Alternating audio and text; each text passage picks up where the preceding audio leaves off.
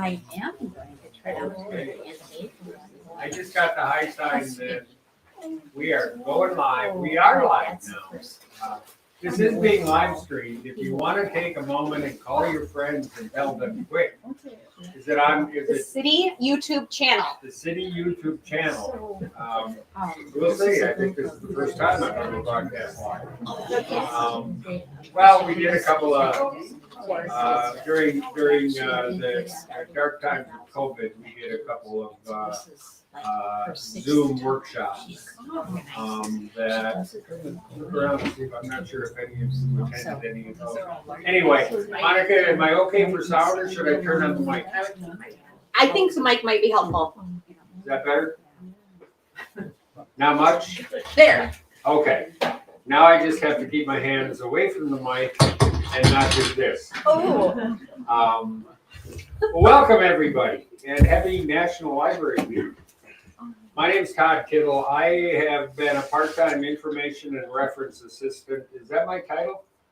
Here at the library for, how long, Jennifer? 7 years now? About 7 years. And because I have very deep local roots and I'm not dead, I have become the default local history guy here at the library. I can promise you my colleagues at the desk are tired of hearing me say to patrons, you know, as a kid, I ran around inside this library and drove the staff a little bit nuts, but that is the case. As you know, or as has been pointed out, this is National Library Week, and it dawned on the staff here that this year's National Library Week is the last National Library Week we will observe in this facility. And sort of as a bit of nostalgia and reminiscing, part of my intention is to give just sort of a posthumous expression of gratitude to the folks who made all this possible throughout the years. We're going to take a little over an hour. I say that to cover myself. The posting said it'll be a 1 hour presentation. If I finish this in an hour, it'll be amazing. But I will say, I'm going to ask your patience just for this evening, and stick with the spirit of what I had planned here, and that is looking back. If you have questions or comments about the next library, save them. Yeah, I honestly did want to dedicate this time to only celebrating this current facility, because as I said, this is our last chance to do this before we leave here. We just wanted, before we lock the doors and shut off the lights for the last time, that we just pause and, like I said, if nothing else, appreciate the folks that made all this possible. So in that spirit, because we're, as I said, we're looking to the past. If I can make my input media player, there we go. But I want to start by looking around this place today and consider what it is we do here before we go back and look. There's an unspoken, well, I'm going to speak it, but there is my subtext here is when you consider what goes on here today, I would invite you all to ask yourself, I wonder if that's what John Glover had in mind. I wonder if that's what the Friday Foundation had in mind when you just consider what goes on here today. I think you all know, you can come here and you can, what is going on here? Hang on, I should put this down when I'm not using it. Jennifer. Oh, wait. All right, my point was, back to the first one. You all knew you could come here and check out movies. What you may not have known, you can check out sets of matched movies that are focused on a specific theme, depending on what it is you want to binge that weekend with your VCR. You can come to the library and you can check out brain games to sharpen the gray matter. already loaded on 21st century devices to practice. If you don't subscribe to Disney Plus or Netflix or Amazon Prime, you can not only check out the streaming service for 2 weeks, you can come in here and check out the projector to put the movie on the wall at home if your TV screen isn't big enough. Miss your chance to pick up a park pass to one of the county or state parks? Come to the library and pick it up. You can check one of these out to enjoy those facilities. Worried about your appliances' energy efficiency or the draftiness of your doors and windows? You can measure that by checking out the equipment here at the library.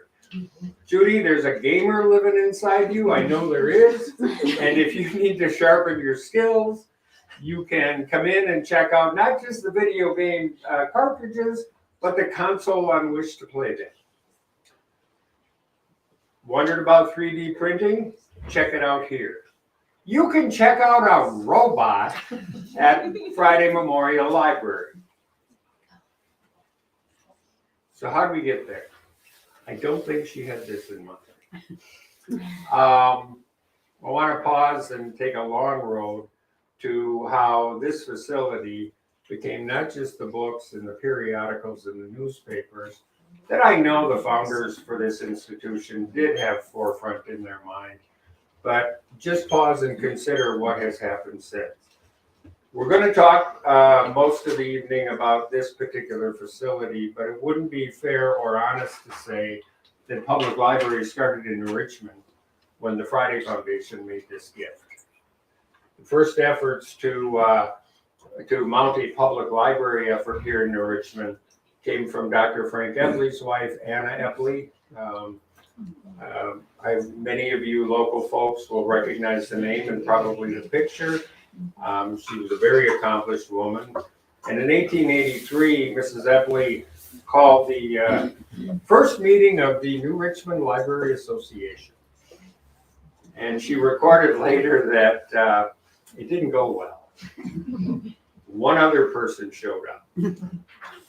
And it was a huge disappointment, but undeterred, Mrs. Epley amplified her call. And I don't know, I think if she told me to show up for a meeting, I'd show up. Especially when you consider, I think that's Mrs. Epley and her daughter later in life. Both of them at one time had served as librarians of New Richmond's first public libraries. But anyway, back to the founding efforts. The second meeting of the New Richmond Library Association in 1883. So think about it. We're going back now 140 years. And it was much better attended. By the end of the meeting, they had people pledging donated books and pledging money to buy books. And they, Mrs. Aldrich, whose family had a drugstore down on Main Street, temporarily housed the first collection of books that could be loaned and function as a library. The first efforts here were actually a subscription library. For $1 a year, you could buy the privilege of checking out books. The free library movement hadn't yet caught like wildfire here in the United States. That would come not too terribly long later. But after being housed in Mrs. Aldrich's drugstore, for a time, the library was housed actually at the Epley residence for a few years. And part of the story of the pre-Friday Memorial Library was location. Location, location, location. The library in New Richmond bounced from place to place to place to place. And I'm going to just summarize it because that's really not what we're here to talk about tonight. But they were variously sharing space with the fire department. They were housed in the city offices. They were back on Main Street at Aldrich's. For a period of time, they were occupying the former Bank of New Richmond building, which is now the building where the Chamber of Commerce is. Then they were on the corner in the building where the current Current Bank in Richmond. Shows you how old I am. It's now the law office at the corner of Second and Knowles. Eventually would settle in Kitty Corner from there. But anyway, I got to back it up a couple steps. Following the cyclone, maybe you've heard about that? Following the tornado in 1899, they did manage to salvage some of the books, get more donated, and shared space with the offices at Second and Arch in what is now a parking lot there, and shared space there. In the middle of all this jumping and bumping around from place to place to place, you've got to consider this gentleman. Who recognizes Andrew? It's, in my case, it's odd. When I say his name, I pronounce it Carnegie because that's how he said it. Yet when I talk about his libraries, it always comes out of my mouth, Carnegie Library. In 1903, there was a cry that was amplified in the New Richmond News and Republican Voice at that time. We should get a Carnegie Library. For a long time, when if you're not familiar with Mr. Carnegie, by 1900 he was, and Elon Musk would laugh at this, he was the world's richest man, having sold his steel company for, get this, $500 million. And that made him the world's richest man. He got out of the steel business and dedicated the rest of his life to philanthropy, primarily endowing public libraries. By the time he was done, Andrew Carnegie had underwritten 3,000 libraries around the world. There eventually would be 63 Carnegie libraries here in Wisconsin, public lending libraries, plus 2 university research libraries at, I think, Lawrence University and Beloit College. Both had Carnegie libraries. But F.A.R. Van Meter piped up in 1903, because I believe this is why he did this, because originally it was believed Carnegie libraries were only going into bigger cities. But then Baraboo got a Carnegie library, and Cumberland got a Carnegie library, and for God's sake, Hudson got a Carnegie library. Now, if Hudson's going to have a Carnegie library, by God, we ought to have one too. And so there was a serious effort, and apparently, if you follow the coverage there was a pretty good assurance that we could get a Carnegie library. The thing was, Andrew Carnegie was willing to underwrite the cost of the building. The city was responsible for coming up with the land to put the building on. If you've been around, and this is not unique to New Richmond, but I still like to joke about it a little bit. If you've been around just about any small town, agreeing on such things is not like our strong suit. You know, deciding where to put something like a free library. And that debate raged on in the paper and in the bars and in the living rooms in this town for about another decade. I heard Norma and Gordon back here joking about the St. Croix Bridge, the crossing, and how long that debate went on. This is a theme of New Richmond's history, and we're going to see it repeated more than once. Interestingly enough, one of the prime contenders for our Carnegie Library was right outside the window here in what at that time was known as the Jameson property. Now, I remember it originally from some of my digging around in the history is where BCB Foster's home was. And I've always thought of this by that name. But by 1903, it was mentioned in the paper many times as the Jameson property on First Street between Arch and Main. That would be where we're sitting right now. Thing was, the price tag of the Jameson property was $2,000. And they only had subscribed donations of 1,100. So they were 900 short. You'd have thought that somehow that 900 could have been found and pledged, but it wasn't. Part of the problem was, because just as they were getting, it seems, as I read some of the old coverage, just as they were getting close, then somebody would say, well, what about this lot instead? And then for a year, the debate would shift.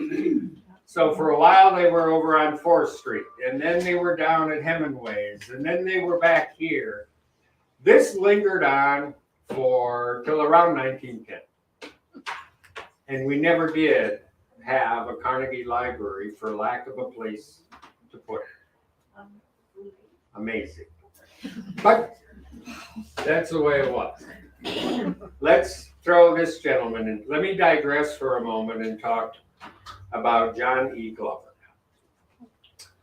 Because while he's not directly responsible for this building, he's a large part of the story. Mr. Glover was born, like many of the early settlers around here. Mr. Glover was originally from Vermont. He served all 4 years in the Civil War with the Secret Service and also with the Quartermaster's office. And after his family had migrated from Vermont to Ohio, got to remember the wheels on this podium are not locked. I got to stop leaning on it. The Glover family had migrated from Vermont to Ohio and then to St. Croix. Again, that's a pretty normal pattern for an awful lot of the early settlers here in New Richmond. And when he got out of the Army after the Civil War, he returned to St. Croix County and dove into the practice of law. So he was a very prominent attorney around here for a while. He even served as district attorney, and I didn't know you could do this, but for a while he was the DA in both, I'm off camera, in both St. Croix County and Burnett County at the same time. By around, I want to say the late 1880s, he gave up his law practice to go into business.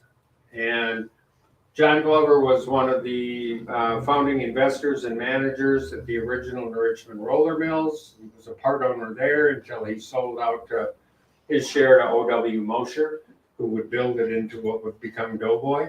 But he also founded the lumber mill on the north end of New Richmond here, roughly where Warner's Dock is today.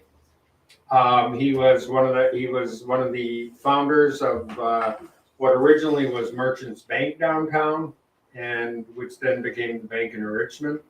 So the man was a heavy hitter here in New Richmond. In fact, he was quoted in one of those articles about where are we going to put this library and why can't we just buy the Jameson property? Glover was quoted in the paper as saying, $2,000, it's a bargain, buy it. I offered $6 10 years ago and they turned me down. If you can't buy that for $2,000, you're nuts. Yet it never happened. Anyway, Mr. Glover, I got to check my notes here. I want to make sure that I'm not, I was going to show. This is where the Glovers lived over on, I want to say West 2nd. Was originally the Frank Bartlett home. And he let this Carnegie debate linger on and finally die. And then in 1913, we learned that, well, here's the announcement in the paper in January 1913. I love the way they describe the guy. New Richmond's first and foremost and best known citizen, richest man, heaviest taxpayer, largest employer of labor. And all of those were true, by the way. But he gave us a chunk of land. He bought the Jameson property and made it a gift to the city. He had 3 conditions. There were 3 strings attached to this gift to the city. 1, the city will, within 3 years, properly get it graded and landscaped so that it is a usable, beautiful, presentable public park. Number 2, that park will have my name on it. It will be known as Glover Park.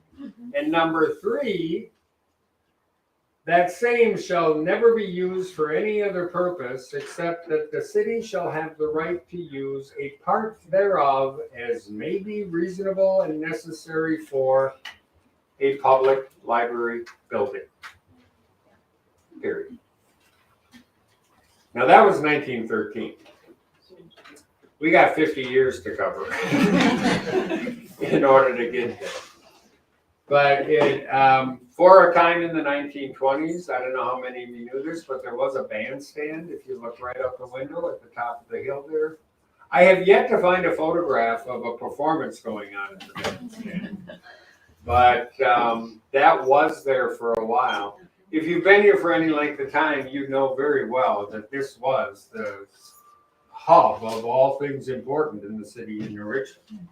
You know, good Lord, the Miss New Richmond was crowned out here every July when that was still going on. When they renamed Knowles Avenue, that celebration was out here. I was there. Everything important that happened in New Richmond happened in Glover Park for a long, long time. Let's talk about this guy. Carlton A. Friday was born in 1898 in Green Lake, Wisconsin. And when he was a very young boy, the family moved a little bit south of there to Marcus Ann. And where his father worked, he was one of the founders of the first and largest canning company in Marcus Ann. His father was Arthur Conrad Friday, AC, named his son Carlton Arthur Friday, C. So it was AC Friday and his son CA Friday. And as a teenager, young Carlton went to work for his dad at the canning factory in Marcus Ann. A little while later, Dad got a better offer from the Badger Canning Company in Beaver Dam, Wisconsin. Which even though I lived and taught in Beaver Dam for 20 years, I had no idea that they had, the Friday Canning Company had been launched from Beaver Dam, Wisconsin. But when the Badger Canning Company was sold, Arthur C. and his son decided to go out on their own. 1925, they started looking around St. Croix County, and they leased a plot of land here near New Richmond, and they did a trial planting of peas, and it went really well. And so they formed a partnership and decided to relocate to New Richmond, Wisconsin. There they are. Would it be probably not long after settling here in New Richmond? Carlton A. obviously on the left, AC on the right. They planted a season's worth of peas here. They built what was now the defunct meatpacking plant. It was a cooperative meatpacking plant that had gone out of business here in New Richmond on the north end of town. It is still, well, today it's Lakeside Foods, and they retooled it and opened the very first canning factory for the Friday Canning Corporation. And it went really, really well. They were, by all accounts, they were smashingly successful from day one. It wasn't long after that they opened a second plant up in Bayfield, which I did not realize till I started digging through the thing here. Only 6 years after coming up here, the older Friday passed away, and Carlton A. Friday became president of Friday Canning. And just a couple of quick things. You may or may not be aware that President Wilson made a deal out of having sheep grazing on the White House lawn, and the Fridays copied that. And through the 20s, that apparently there were sheep grazing on the lawn at Friday Canning. During World War II, we had German POWs that worked. I got the biggest kick out of this article. They'd come down from, I forgot where it was, Mill. It's in there somewhere. Yeah, next paragraph down says Milltown. Yeah, but I got a kick out of this because, the reporter here writes, on Monday we inspected the canning plant to see what the Hitler Supermen looked like and how they behaved. Everyone we contacted were more than pleased with the POWs, and they appeared to us to be some pretty fair men. Outside of the marking on their clothes, one wouldn't know any POW from any of the other workmen. So, and this was not, this was not unique, completely unique to New Richmond. We weren't the only Wisconsin town that had German POWs nearby and actually doing some work.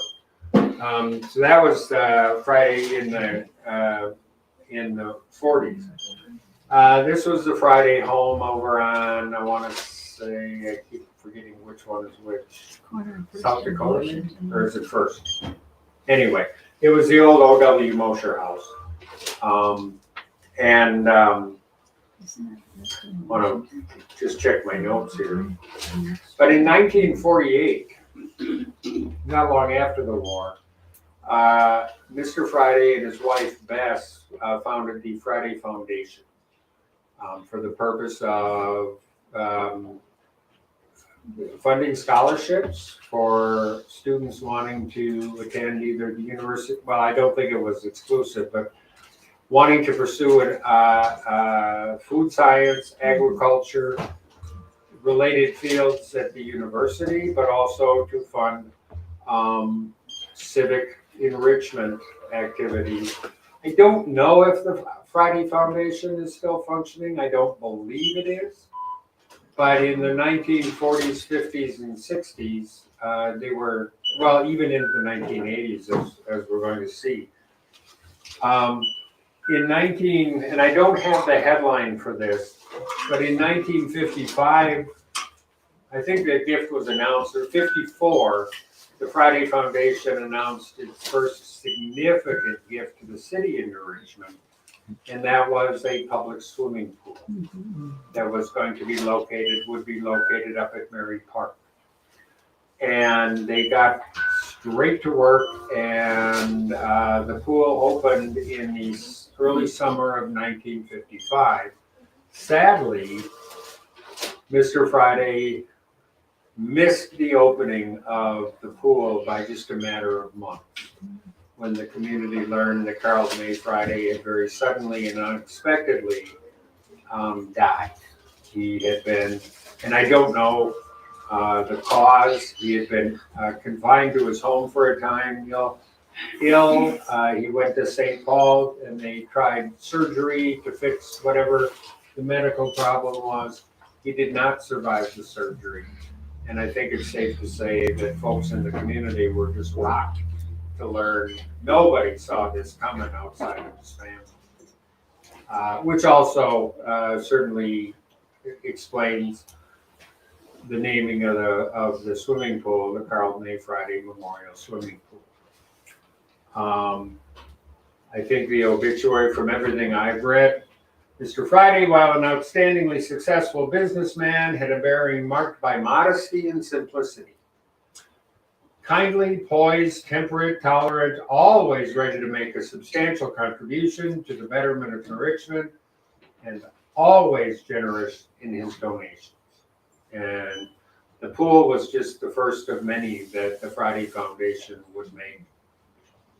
If you were a child here in the 60s, 70s, 80s, this was part of, on a 5-day week, or even the weekends, this was June, July, and August during summer break. This was a picture from 1970. and this is not an unusual, as somebody who might be in this line, I'd have been 10 years old when this picture, and I tried blowing it up to see, okay, which one am I? Because this was my weekday afternoon, 3 days a week. Go up to the pool. There was an early swim that opened at noon. They had a late swim that started at 3.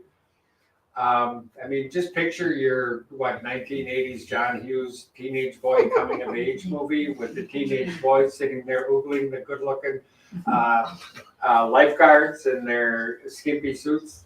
That was me and my buddies, and it was just if you grew up here in the 60s, 70s, and 80s, this was just part of growing up in New Richmond, and almost no appreciation for where it came from. It was just part of everyday living. That's the summer after it opened, not long after they opened, they went in. If you're not from New Richmond, if you drive through the front gates, and there's the now it's just restrooms there, right, with the shelter back. That's where the pool was, and with the Willow River behind it. And I've heard stories of teenage boys climbing over the fence at night and skinny dipping in this pool, but those are just rumors.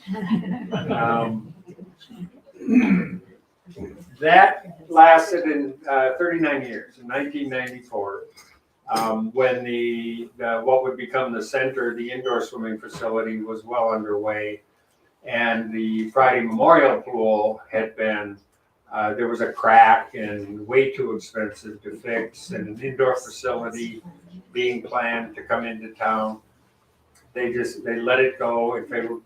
And besides, the Friday Foundation had donated a ton of money to fund the indoor facility.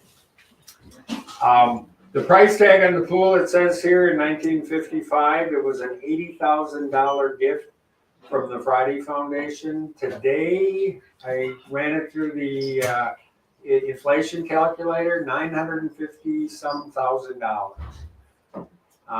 if in today's dollars. All right, let's bring this back to 1961. As I said, unfortunately, I'm sorry, we'll bring it back to 61 in a second. This is Bess Friday, who became president of the Friday Foundation, and their son, Fritz Friday, who was the executive vice president.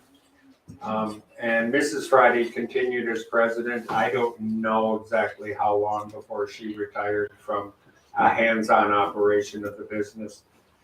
And just to give you some idea of the span of the Friday canning operation that grew. I believe at one time in its history, Fridays was the largest independent canning corporation in the country. And when I say independent canning, I mean they hadn't been swallowed up by the Del Montes and the Green Giants, and they weren't a subsidiary of some larger food processing company. It was Fridays, period. And Fritz, as I said, would continue with his hands-on presidency until I believe the first new owner, when the Fridays decided to get out of the business, was Chiquita. Mm-hmm. And then Lakeside. And there might have been another owner somewhere in between Chiquita and Lakeside. Seneca. Anyway, let's talk about the Fridays. And there's let's bring it back to 1961. Finally, 50 years after John Glover gave us a park, and 50 years after he said, if you want to put a library building there, you could put a library building there. And Bess Friday, this was the headline in December of 1961 that included the letter that Mrs. Friday, on behalf of the Friday Foundation, sent to the City Council, offering them a gift of a library to be located in Glover Park. Now, the doing business like this in 61 was a little bit different from the way things are done today. I could see Noah back there grinning like, yeah, this would happen that fast, wouldn't it? but when it's a gift, I think it makes it a little bit easier because not only had they offered to pay it, they already had the architect picked out, as well as the exact location in the park where it would go. Just a couple words about the architect. I dug a little bit into this. Somebody told John Steinman, whose name is outside the door here, was the architect for this building. Steinman Architecture out of Monticello, Wisconsin. And apparently they were a very big deal down in the southern part of the state, known for their design and building. And someone who knew some of this backstory said, well, you know, John Steinman was a student of Frank Lloyd Wright's. And yeah, that's what I said, Debbie. Debbie just went, his Wikipedia page says he was influenced by Frank Lloyd Wright. Whether he was an actual student of Mr. Wright's, I don't think. But if you're familiar at all with Wright's design and many of his buildings, you know, I had never heard that, but can't you see it when you look at this building? If I had had a little more time, I was going to include, if you want to see it made me laugh. Look up St. John's Lutheran Church in Evansville, Wisconsin. It is a larger version of this building with a cross. All right. I mean, all the way down to the exact facade with the skinny, lighter bricks on the outside. It's got the exact same facade. It's got the columned entryway. It's just a larger version of this. And actually, he did that, I think, after this particular one. So they hired the Steinman Architecture Company. That's just a copy of the letter you've already seen.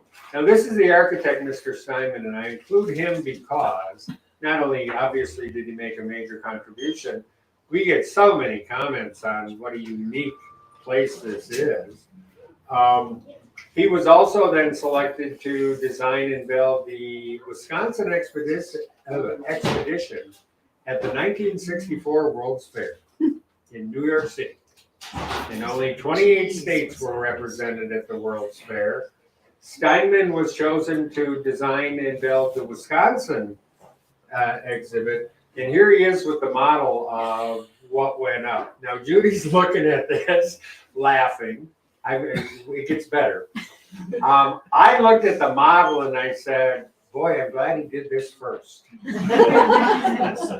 All right. Because, and then if there's the postcard of what Mr. Steinman designed and built. And the postcard's not bad, but you can see he's trying to evoke, you know, the Indian teepee. And, you know, the imagery here kind of does say Wisconsin. I thought the photograph of the same thing. Anybody here go to Wisconsin Dells in the 1960s or 70s? This just screams Wisconsin Dells to me. It's like, we went there a lot when I was a little kid. I mean, I kind of expect off the side there a Tommy Barlow Water Show billboard. Either there or it kind of also says the Jetsons. So it's like if the Jetsons went to Wisconsin Dells, that's what we got going there. So if you can tell, I'm not exactly a fan of this, but it was 1964, and he was trying to evoke Wisconsin, and that's not what our library looks like. Now, let's just talk about getting her done. You know, strangely enough, I found this very odd. I did not find a single scrap on like a formal groundbreaking that took place here.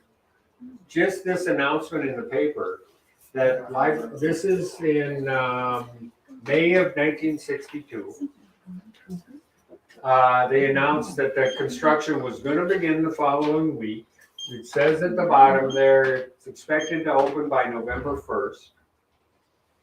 And then a couple weeks later, there was this one photograph in the paper of the construction, clearly taken from just across the street here at the Civic Center. And then for the rest of the year, 1962, not a word. Now, granted, I was going rather quickly as I was scanning the papers, but this, from what I know of the news in the 60s, this would have been any update on the library building would have been on the first page.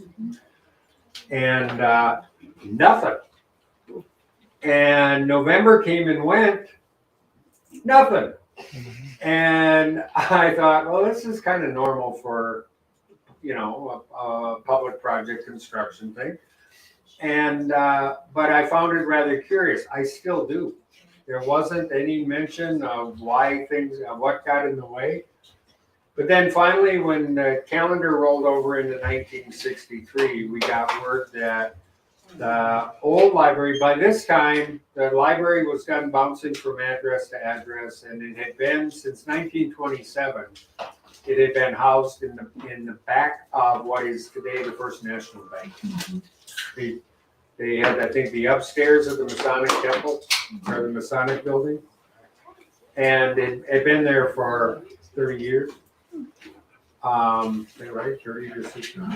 Well, it's over 20 years. And they were going to close it on February 8th or 18th to begin the move. And finally, I think I've got the clip sitting on one of the tables out by the front, said the new library is set to open next week.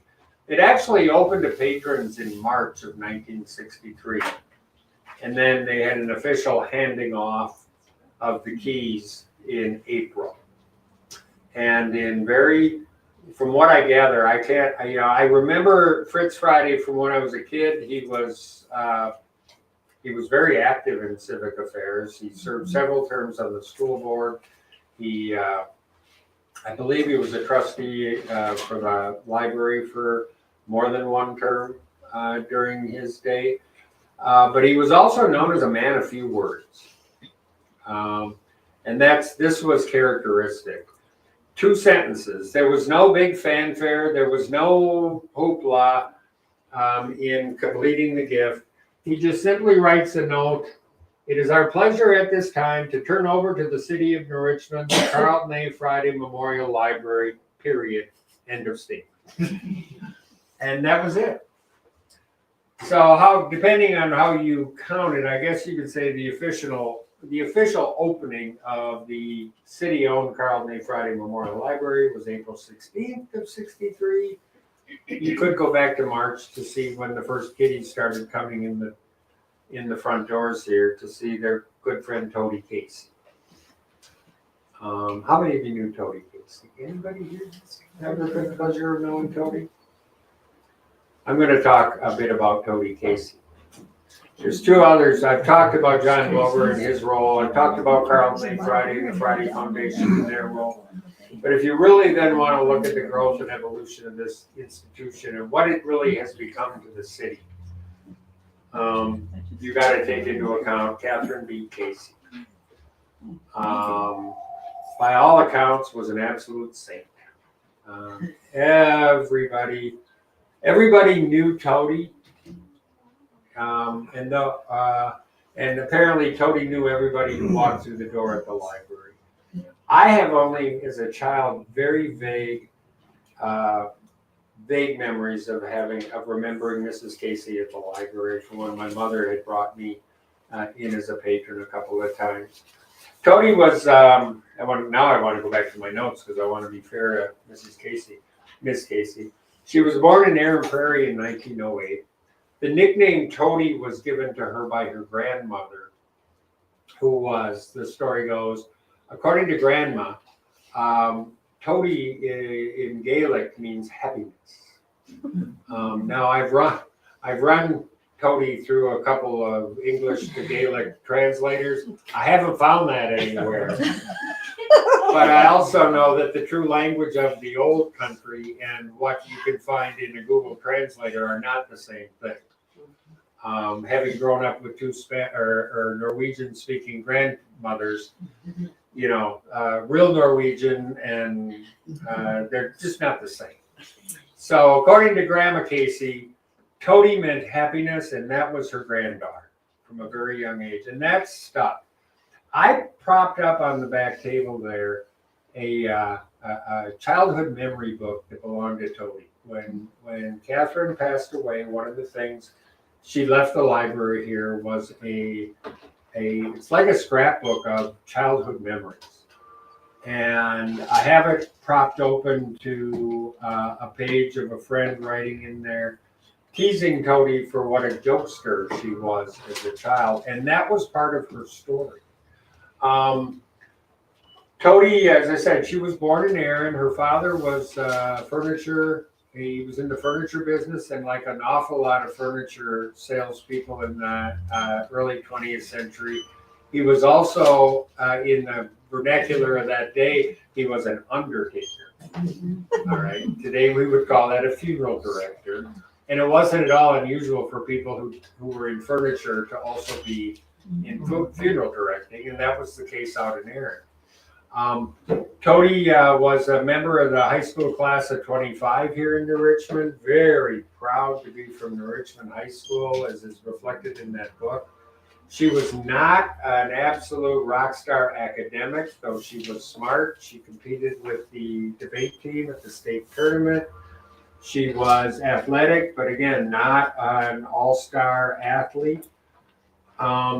But had a great reputation for being a wonderful practical joker. She drove Dad's hearse to a high school dance once just to get jaws flapping. There was a bust of Venus de Milo at the high school, and apparently the principal tracked down Toady was the one that dressed it in a red sweater. And in her childhood memory book, I remember that time when, page after page after page. As I said, she graduated in 1925. She attended college for a couple of years at River Falls and decided not to finish it. Moved back to Erin for about 2 or 3 years and worked in her dad's store. And then she decided to pursue an interest that she had picked up while at college, and that was libraries. So she went to the university and she got her certificate, her library certificate. This is before the DPI was involved in licensing, but there was a university library certificate one had to have, and she returned to New Richmond and began work at it was before Friday Memorial Library. In 1937, she began work at the New Richmond Public Library.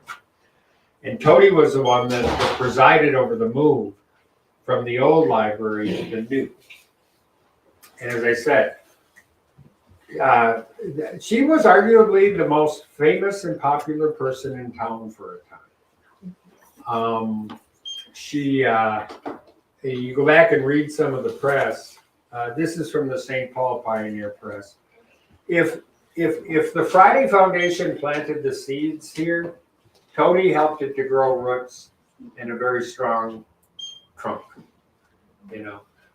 Toady helped cement this place in the center of town. Toady had a fantastic reputation of knowing every patron that came in the door and what they liked. She particularly, there are a lot of articles written about Toady Casey in not just the New Richmond Press, but here's the St. Paul paper, that she had a particular gift for bringing kids in to the library and convincing little boys and girls, I picked up this book just for you. This is the book you need to read. Or I know this is the book you're going to want to read. Testimonial after testimonial about Toady's gift there. Same thing with many of the other patrons. She tended to some of they were called shut-ins in the community, who would call down and ask Toady to find something. Oh, she knows what I like. In the 40s, she had developed a group of volunteers here at the library called the Library Cadets, high school students who could volunteer here for extra credit.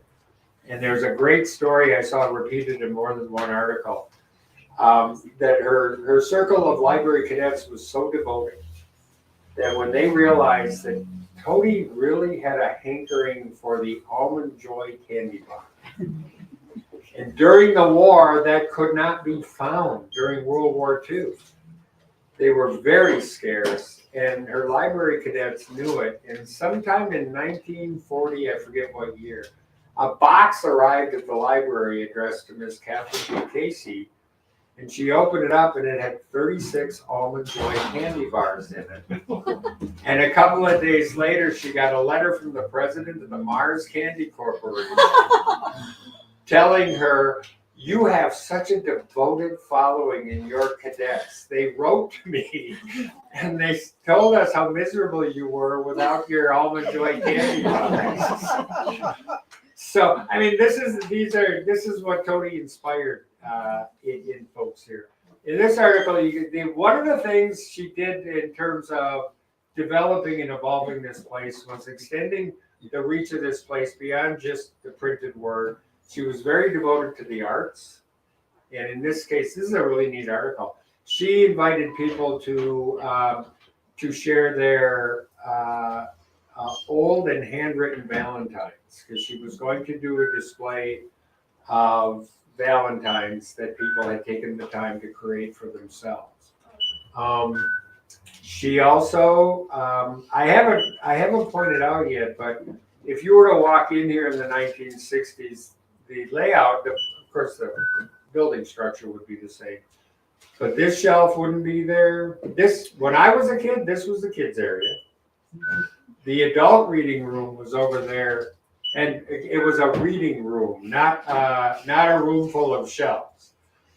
But I guess it would be sort of the southeast wing of the building here where the computers are. That was the display room. And it was devoted to things like this. They had pegboards on wheels, and they would roll them in and out, and they would put, this is an art display of 5 local artists that Tony had recruited to display their art here. The short bookshelf behind us here, that is now where we have the large print on this side, and that was a glass display case that was devoted to arts and culture. Tony really did, she didn't change the thrust of the library, she enlarged it to include more than just stories and information, but to embrace arts and culture, and thereby brought others into the library. The Women's Club in New Richmond in 1955 actually launched, this is the front page of the New Richmond News. They're going to throw an open house to celebrate Tony Casey in May. Over 200 people attended the open house to honor and celebrate Tony Casey. And she still had, it wasn't like she was retiring and leaving. This was in the middle of her career. They just wanted to say, way to go, we love you. That's just a picture of some of the participants at the open house. And sadly, well, she had to retire. Tony left the library in 1968. She retired due to ill health. And then 4 years later, we got the word that Tony Casey had passed on. But as I said, if the Friday Foundation planted the seeds in this lot, Tony grew the roots and really made it a central part, not just of people's reading, but connections that are made down here beyond books and magazines and newspapers. She really did. I've long said, you know, the public library is the perfect combination of not just information and ideas, but also things like, well, when I say ideas, arts, culture, stuff, but the combination of that and genuine democracy. You know, it doesn't matter who you are when you access what the library has to offer. It's not ability to pay. It's not a matter of status. And Tony just lived and breathed that combination of what a public library is beyond the bookshelf. Not long later, this is just one last picture of Tony. With her is Anna Halverson. Anna Halverson worked for the city of New Richmond. They both worked in the same building when the city shared offices at the old bank in Richmond. And since both of these women passed within a fairly close amount of time, the paper devoted one last goodbye to Toady. So let's move forward to the 1970s and talk about one of the other giants in the history of this library, Florence Railsback. Honestly, Florence Railsback was the librarian of my childhood. Actually, I went to high school with one of her daughters. Interesting thing I did not know, in the 1960s, Florence was the wife of the congregational minister, and for a time he had answered a call here in New Richmond in the 60s. Flo actually worked part-time for Toby Casey in the 1960s. And then when her husband was called to serve another congregation somewhere else, they left town. And then in 1972, she returned as the new director of Friday Memorial Library. I'm done talking about Toady. Florence was here for 22 years. And when I consider Toady's tenure and her legacy here, I see things growing in three different directions. One was continuing Toady's dedication to the arts, and that the library has a place there. Two, to outreach into the community. If they can't make it to us, we got to bring it to them. But the big one that is, well, actually, we can count it as four, was modernizing this place to make it more of a, it's 30 years away, but the 21st century is coming, and we have to head in that direction if we're going to continue to serve the community that we work for. And the last tangible one is at the end of the hallway down there. Florence was director when they finally got the new kids section added. And I just want to highlight all that. I never knew this, but there was a time in the 60s and 70s when you could come to the library and actually check out framed art 80s. for 8 weeks. Even into the 80s. Even in the 80s?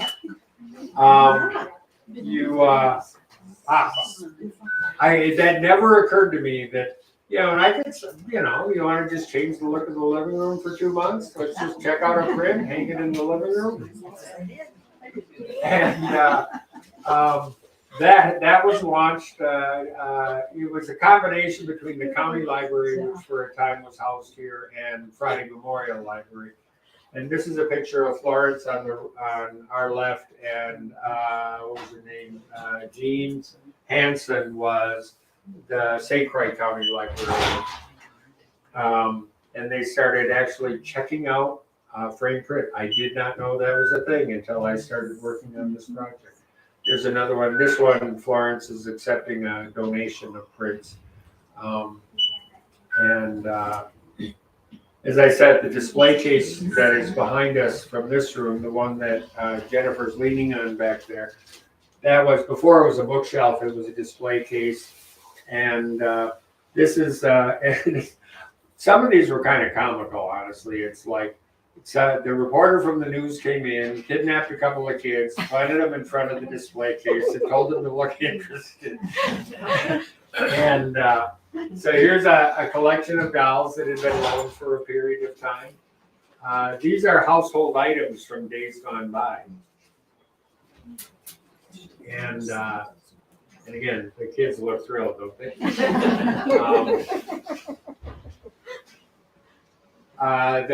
For a long time, the Green Thumbelina's flower show every year had been held at the bank. But now that we had this great library facility, the Green Thumbelinas moved their floral show over here in the library. And apparently that was a big deal annually.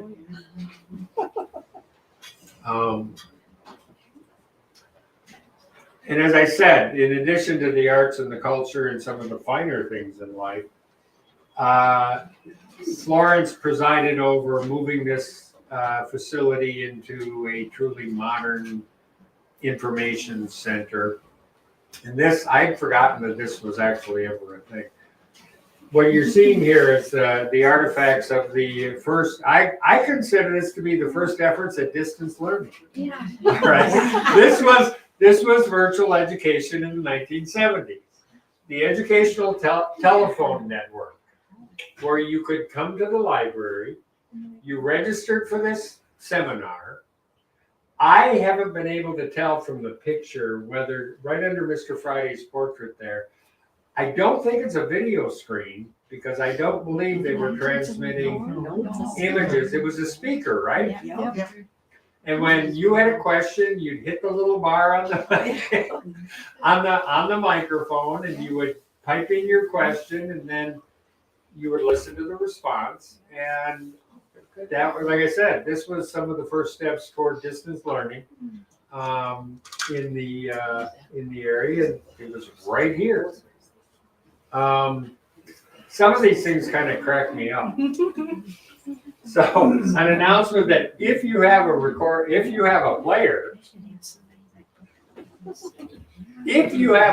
you can borrow movies. And by the way, they had them both in VHS and beta.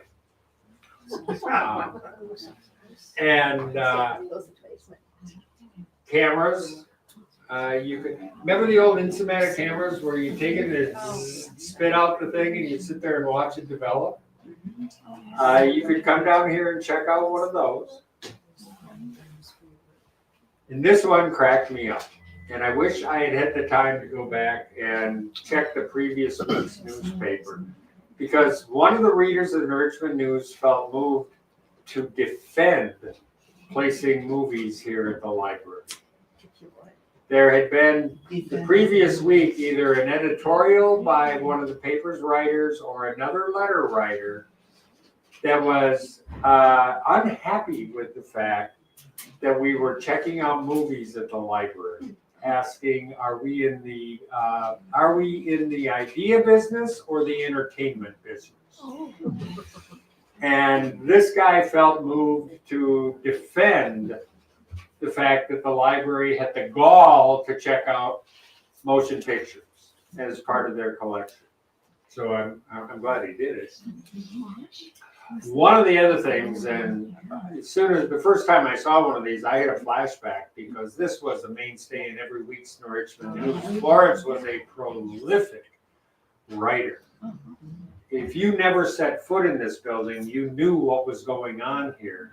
Because week after week after week, and it was just a wonderful little newsletter of events at the library. But then also she would highlight new additions to the collection, so you could see from Florence's publications. Now, before I jump onto that one, I should have paused here for a second because one of the other things that happened here in 1984, and I just want to pause and give a very big thanks. How many of you here tonight are members of Friends of the Library? Fantastic, and I want to say thank you all.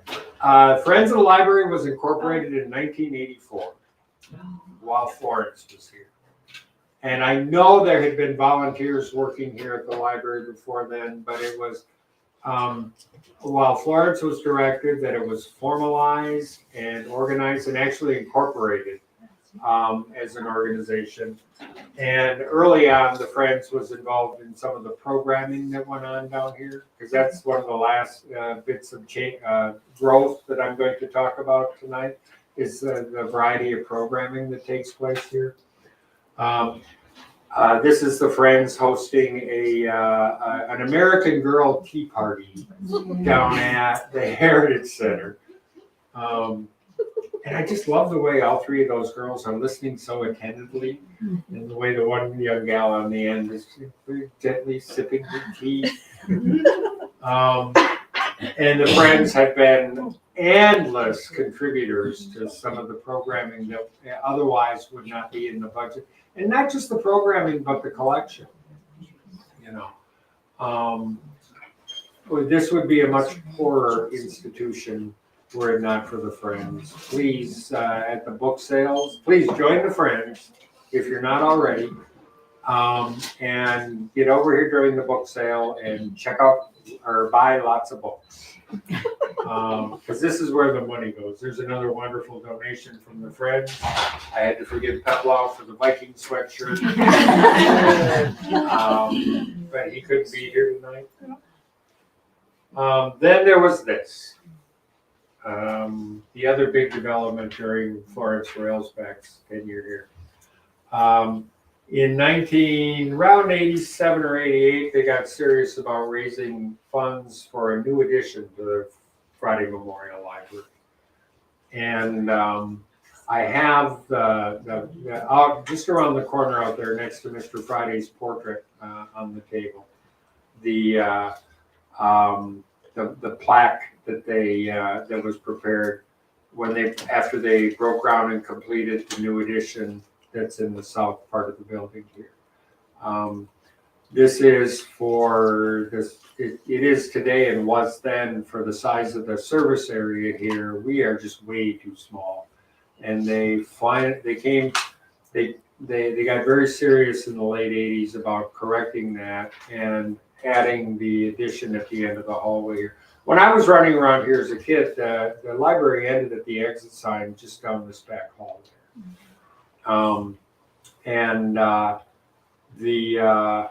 I was surprised when I came back because I was gone for 30 years, but saw this all this going on back here. I was grateful, but I was very surprised. In 1980, you want to say 88, Joe Hughes, who was at that time was Judge Hughes the president of the trustees at the time? Yeah, I'm talking Judge Hughes. Yeah, Not Mrs. Hughes. Not Joe. Not the bridge player, the judge. Judge Hughes. He really called out the guys and gals across the street and said, "We need to do something about this over here, and you need to pony up some money." And he did get the city to commit something like $125,000 to fund half of the new addition.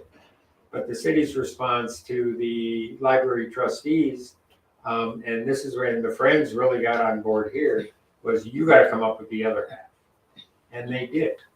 Bill McNally was one of the large fundraisers around town, Judge Hughes, and I wish she was here tonight, but apparently Jane Ann Drill was, and if you know Jane Ann, she was never shy about shaking anybody's tree. And she just went out and did that Jane Ann thing.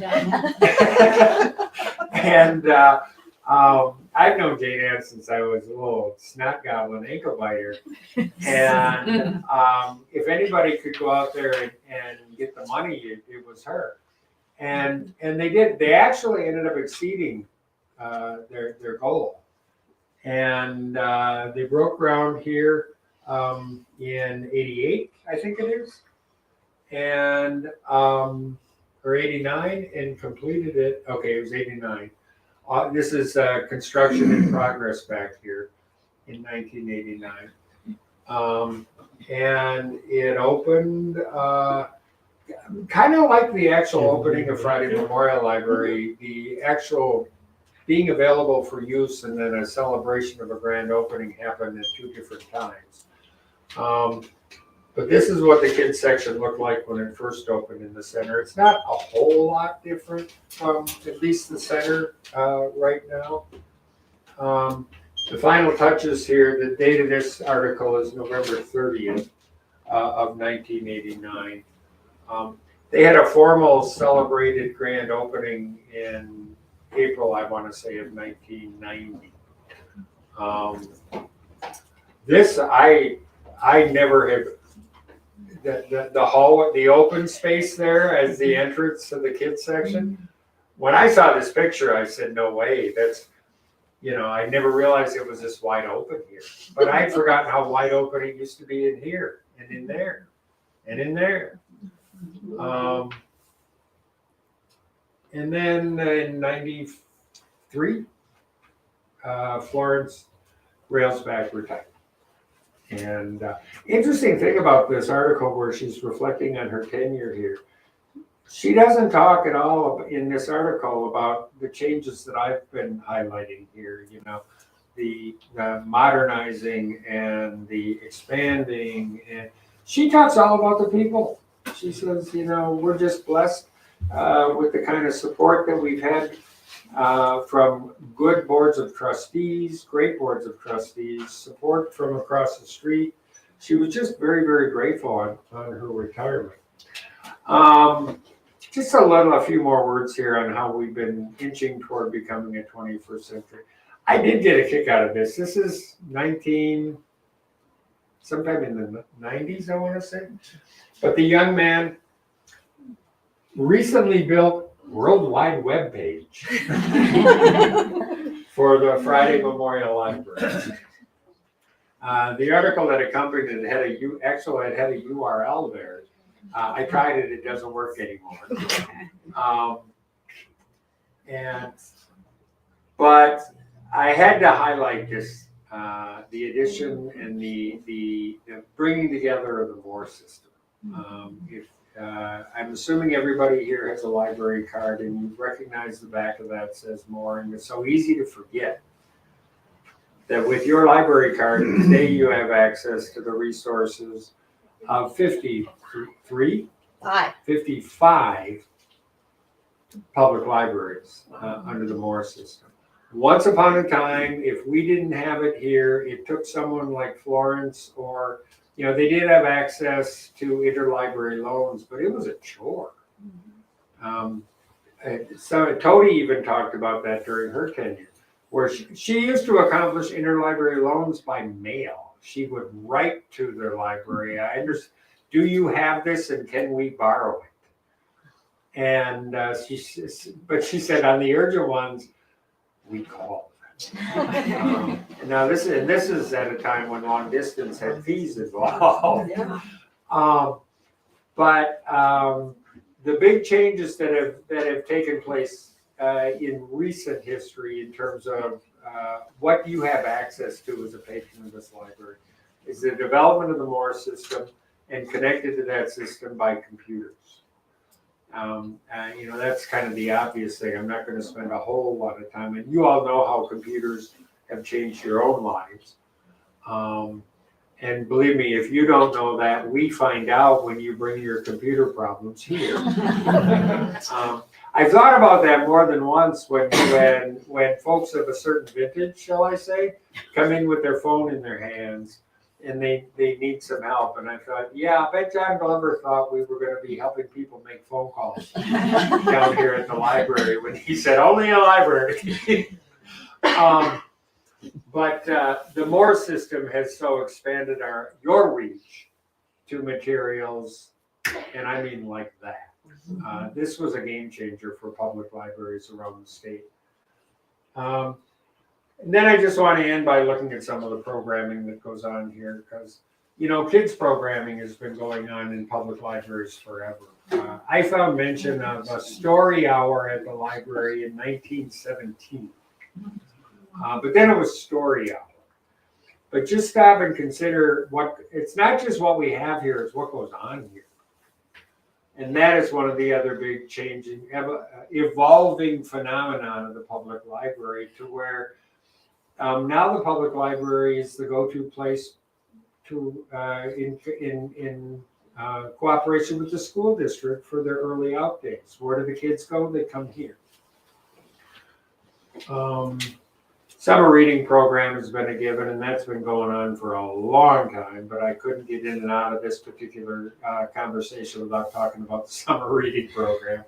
We have them for adults too, so if you're not doing it, do it. The Kiwanis Clowns have been coming here forever. Deb, are they still doing their show? Are the Kiwanis Clowns still around? No, they're not. This is from '93, but I've seen pictures of the Kiwanis Clowns down here in the '50s. Yeah, and I was just wondering if there was some of them that I could recognize, but I think the one straight back, over to the right, I think that is Don Michaels. Okay. Smiles. They've been coming here forever. The reptile guys have been coming here forever. there's a break, and the number of kids that just fearlessly have gone for this, and the number of grown-ups that they have a hard time keeping me out of the kids program. Down here. And when the reptiles are here, I'm going to go back and give it a shot myself. Karate. Again, remember, kids programming here used to be story time. And consider what it's become. Karaoke. This is just one example of how we these days are partnering with local businesses in the area to get exposure there as well. The Carjackers DJ service is a local business. We've been doing the same thing with some of the adult programming here at the library in any number of different ways. But then there's one of the other big changes, and Susan was really good at pointing this out in a discussion a couple of weeks ago, is that the way we've expanded and grown the adult programming. As I said, kids programming has been part of public libraries forever. But in the last decade or maybe a little more, the amount and variety of adult programming that we're able to offer down here is really something special. If you want to learn about the family tree and your ancestors, you can come in here and you can learn about beginning genealogy. If you want to learn if the stuff your ancestors left for you is worth anything, you can have it appraised here. What is this guy's name again? Mark Moran. Mark Moran from Antiques Roadshow comes in every so often and offers appraisals. You want to learn about the birds in the backyard, you can come here to do that. If you want to build a house for the birds in the backyard, you can come here and do that. You want to make some jewelry, you can come here and do that. You want to make a scarf. Jody, you're in this picture. Now that's when you did the silk scarf and like you took leaves and things, right? Yes. So local botanicals. Yeah, and they all made these. And Nora's now even expanded away from the library and gone kayaking. They've done snowshoeing. So when I look at what goes on here in terms of the adult programming that's available, and again, it kind of brings it around back. I'm going to try to bring it back around full circle. When we look at what was given to us and what those guys of their day and age, what they thought they were giving us, and what we've managed to do with it. Like I asked the question intentionally at the beginning when I raced through all those things you can get here at the library and asked, I wonder if this is what John Glover had in mind when he said, if you want to put a library there, you can. I don't think he was talking this, but I bet he'd love it. All right.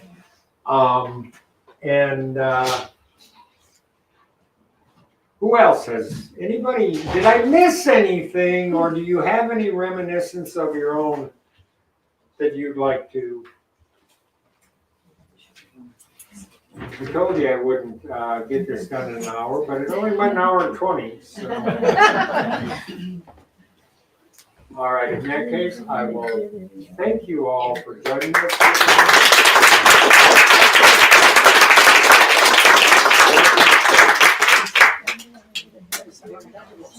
What's that? Reminder to check out all the artifacts. Oh yeah, we got some little look-see things back there if you want to check them out. Thank you. That was really fun. I'm glad you're going home smart that you showed up.